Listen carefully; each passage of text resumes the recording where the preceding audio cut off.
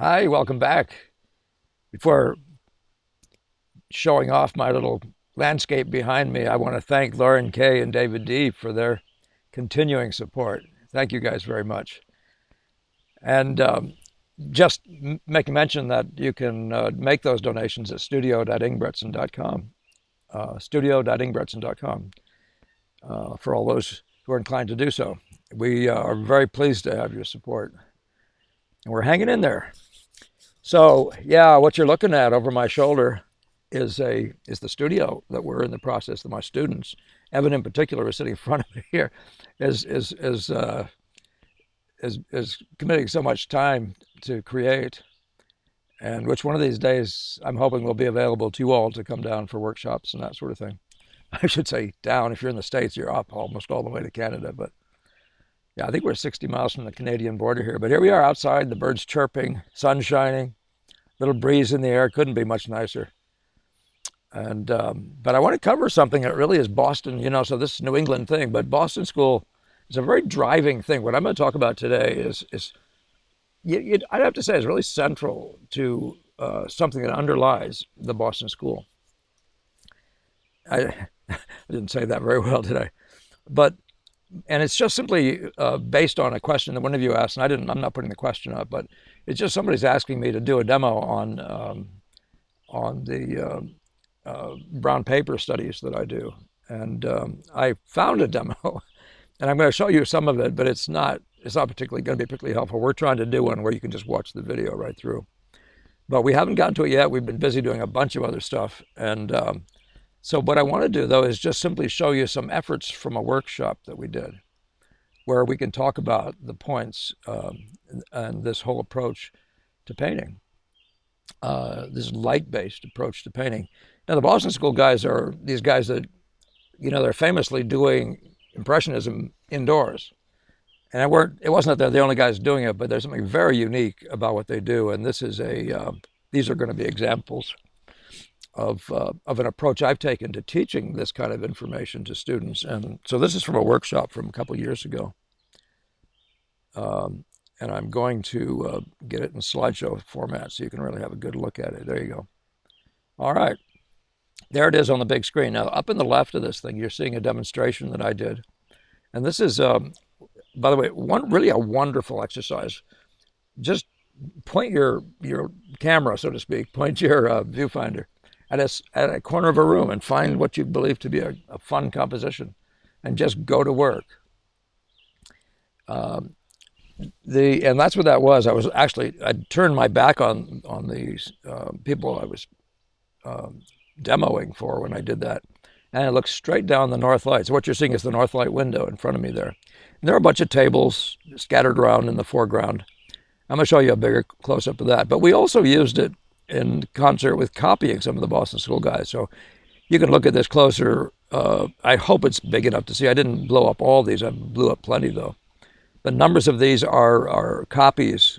These two are Tarbell copies that students did with the idea of trying to figure out what Tarbell would have done first, second, and third, if he's working in the visual order, and what drawing he would have emphasized. So I hope it comes across to you. Let's just so you can see all the rest of these. Anyway, a nice board full. These are very small. I don't know if the biggest one is much more than maybe 6 inches high. I see a couple of them here that look like they could be bigger than that, but let's just have a look at the first one, though. So this is my demo, and I apologize that it's out of focus. I couldn't do it better than that. And actually, what is this, flip to? No, it's actually right. But what's unique about the way we work, and I just want to walk you through this. Since we don't have a video, you could just watch your way through it. I'm just going to walk you through it, talking about the things that we're thinking about. But in the case of Boston School / Monet type thinking, we're always painting the visual impression. We, as it were, prioritize the visual impression. So that means that we're not trying to paint objects and noodle them up and get them in the right place. We're actually trying to create this field of spots that's fascinating to us. And in fact, it's part of the reason you're even out there is because you're so fascinated by that rectangle, some piece of nature that you're peering at through your viewfinder, and you like the way the game it's playing.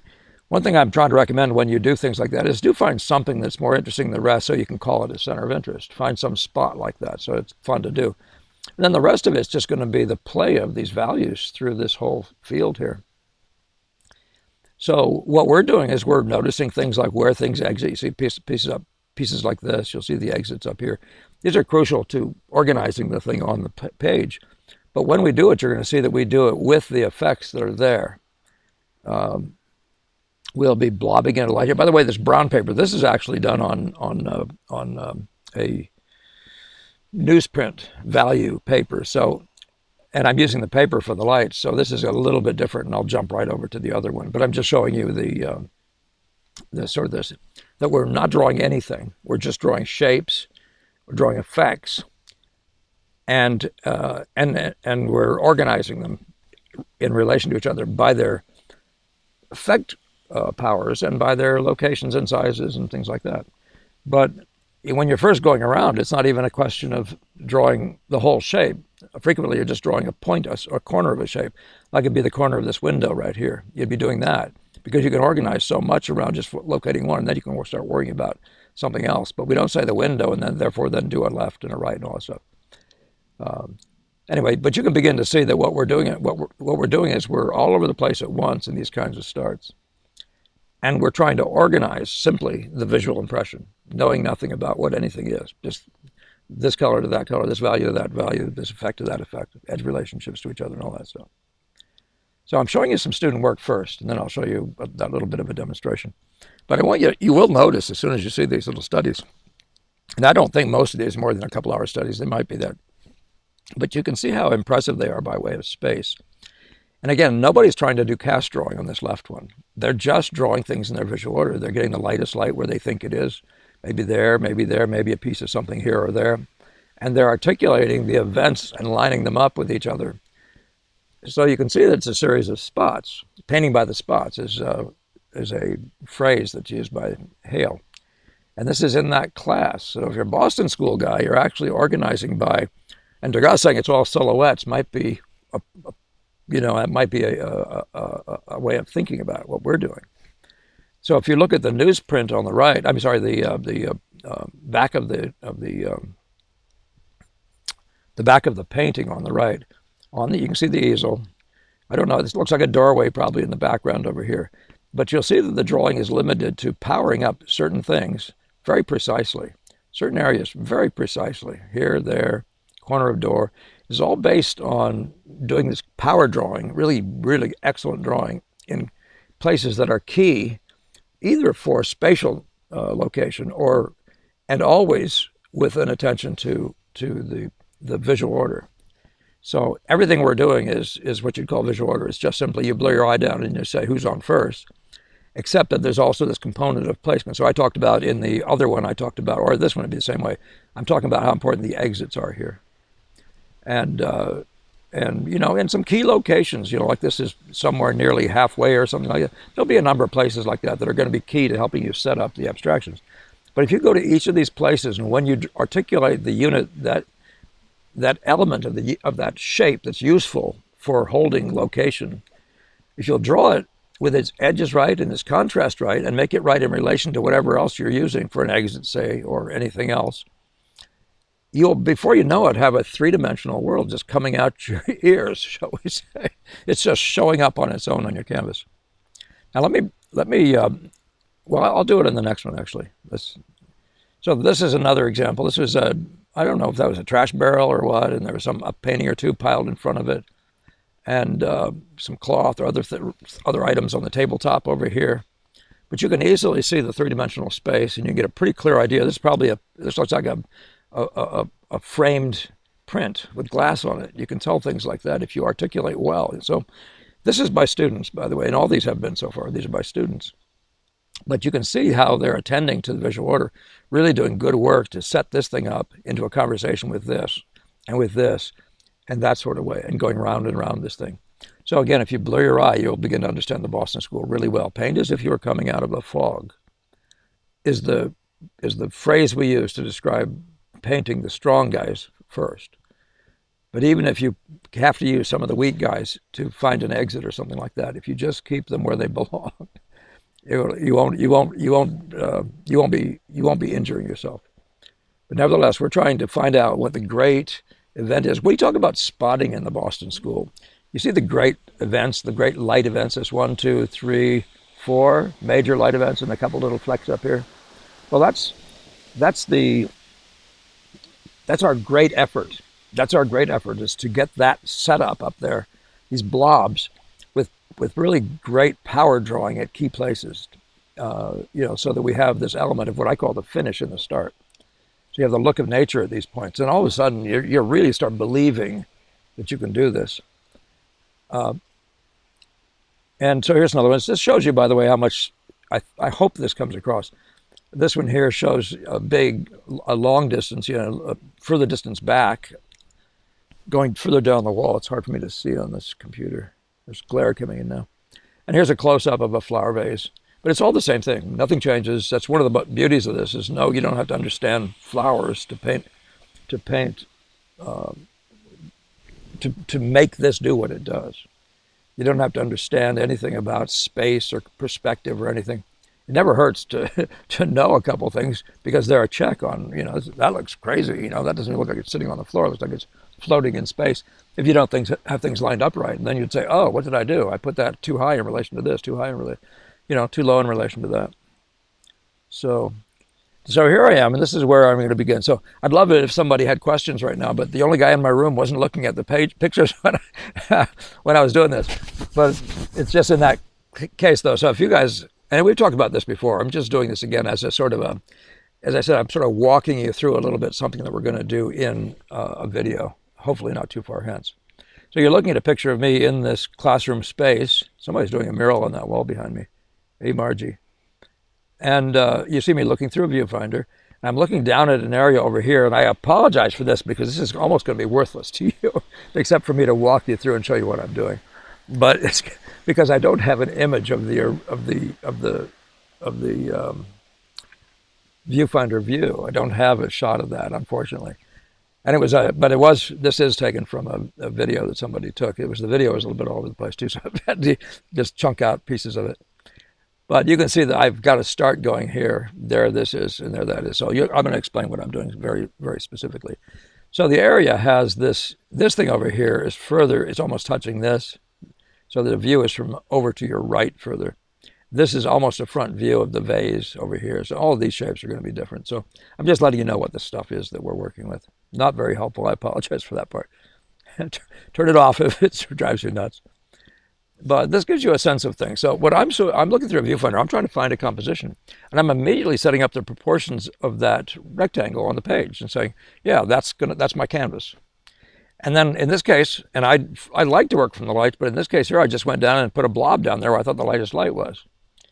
And then I began to just blob in some other values, right? So it's a kind of as if you're a painting, you'd be setting out color notes, putting one here, some there, some there, some there. Now here I am just setting up, I've set up 3 values here, and you could take the middle ground to be some other value if you want. But so this one's somewhat lighter, these 2 are darker, and this is the lightest light. But then I immediately, as I proceeded, I realized once I got these other items on there that I had the light too low. It's just a blob of light, and I raised it, and I raised it a bit, and et cetera, et cetera. Now in this one, you can see what I'm doing. So I'm still maintaining the blobs out here. I haven't done much more to them, but I'm now bringing one of the blobs together to begin to locate this element of the center of interest. And, so what I have here sort of locates it a little bit left and right. So does that land sort of right up the middle? That'd be one of those reasons to do a spot like that, because it's so easy. You can say, oh, I can get that. I can nail that location. But then I decided I also needed to know how high it was. So there's the upper portion of the thing, okay? And that's in this next step. And that's all that's happening here. I'm going and creating events, what I call visual events, by edge, which is very huge about the Boston School way of thinking. So the next thing I'm doing is I'm bringing in an exit, right? You can see that. I'm bringing in exits over here and over here. These are all locating. This thing here, I punched this up pretty good, to quote Evan.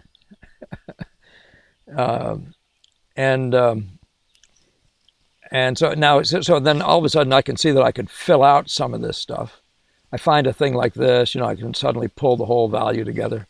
you can see me pulling out. So the strongest guys in the visual order are these guys out here, here, this guy over here, this guy here. And it's trying to maintain that. But I'm also needing things for purely spatial reasons, like that exit. And maybe this, who knows. These exits definitely needed. So if you just do, each time you do these, you do them as spots floating in space. You see how when you do this, you're actually talking about just creating the, I'd still like to call this an arabesque. It's a different use of the word from what Mr. Gamble might have meant, my early teacher. But when I'm talking about the what could be also called the constellation. So what you can see that you're setting that up is big abstraction. It's just a pure abstraction, but we're not painting objects before this. We're prioritizing this because that's going to be the essential beauty of our thing when we get all done.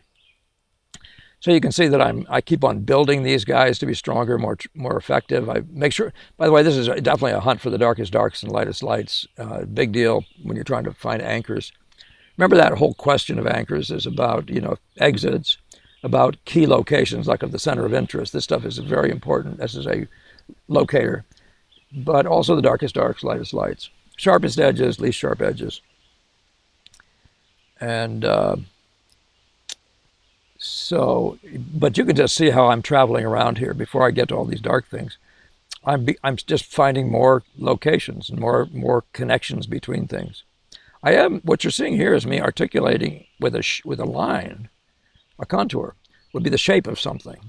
It wasn't a great version of it, and eventually I block out a couple more of them. Eventually I come and close it in and mass it right out into a more unified area. But I think you can see that I'm getting closer to being precise about these effects. That was up there finding a location, but now it's become more than that. And again, each one of these things ought to contain visual content. It ought to look like what it is. So we don't go around noodling. We articulate, though, with precision, these little key places. And then we, in the course of the painting, can make them more precisely like. And you've seen me do that. This is a really good example of that, where you've seen me go from being vague, somewhat like, to being really far more incisively precise. And you see between this and the back over here, I'm really establishing this thing down here. And you can see other things are being evolved in a similar way as I bring these values lighter and so on. But you can see what I'm working on is this grand abstraction right here. And that's what I'm saying is in our title here is we're prioritizing that.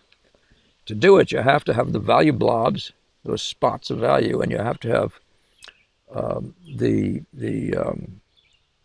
visual order. It all needs to be there. You need to have everything by its effect, everything in the visual order is coming at you in that way. So I think I have one more shot of this. Yeah, I guess that's the last shot of it. I hope that's somewhat helpful. You can see I'm putting in even more. Sometimes it's when you would think greater the lesser, you think of the bigger ones and then the little ones later. Sometimes these little ones can be really, really helpful in terms of locating and stuff like that. And, highlights like this, you're always thoughtful about that in the course of making this, getting your values right, is whether or not you can actually produce that sense of a highlight on what might be a porcelain picture. But at some points, this, as you get just a little bit further, and this is almost there, this begins to take on a nice 3D look, just with most of what's in this picture just implied. So in a sense, what you're doing is you're setting up the space in which objects may sit. Oddly enough, it's a funny way to say. But in fact, we actually don't ever go quite to that thing about painting objects. We never do. We just keep on doing this in more and more, or I should say maybe less and less contrasty areas. And the picture eventually pulls itself together into the items that they are. One thing I'd say to you, when you have an area like this, let's go back one, and it's looking vague, and at some point you realize you need the center of interest to be more of a leader than it is. That's when you'll come in and be far more articulate, because you need to actually have, and that is a thing that's just a little different from the visual order. That's what you might call the picture order. It's still related to the visual order because it's a power center. If a great center of interest, if it's really a center of interest, it's probably going to have the most powerful things, but it frequently has the most things, the sharpest edge things, the busiest things, and all that sort of stuff. It just pays to make this into a legitimate leader. And so you see me picking on this turning that just a little bit more, but articulating this just far more decisively so that this really starts saying, all right, and that's still not an object, it's just the content of the center of interest. Okay?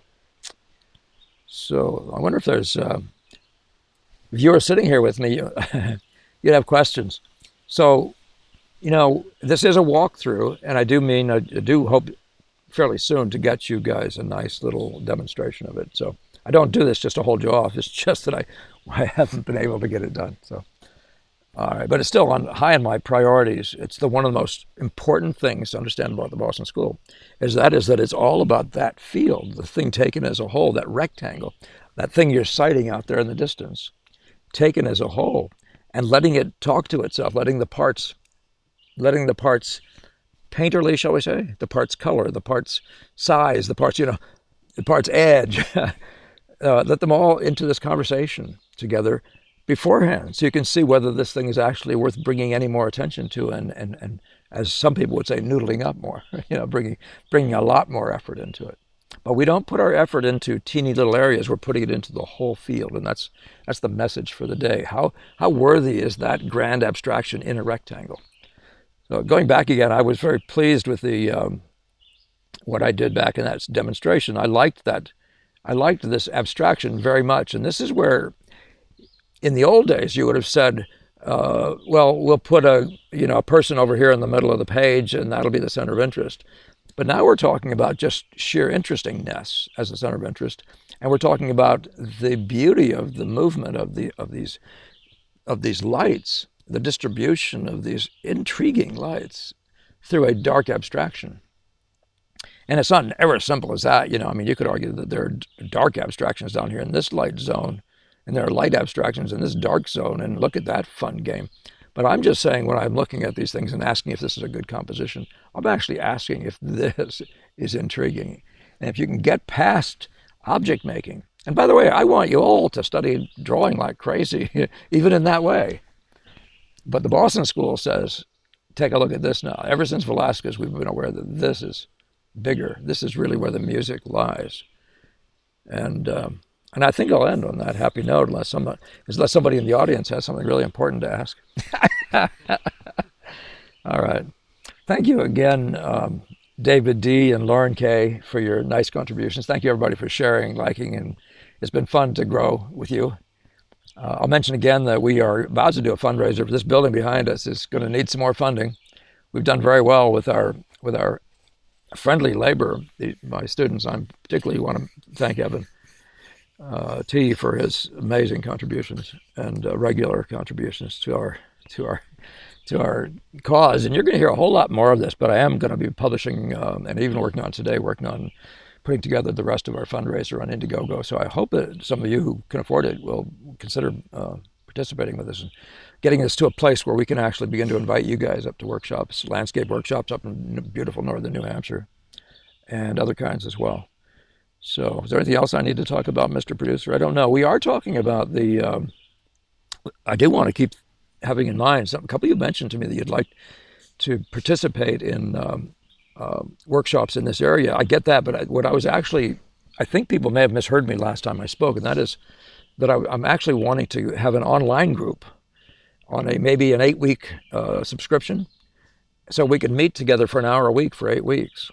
And that's what I'm wondering if you'll respond to, if anybody has an idea. And I'm talking about being able to reach some of you guys in the Moroccos and the Yemens and how many places have you? Some people are in Argentina and Brazil, and it's just been fantastic. Man, I love the scope. I love knowing you all and where you're from, sharing our common thread of love here. So, all right. So, with that in mind, I will see you in the next one. I hope you have a great painting week.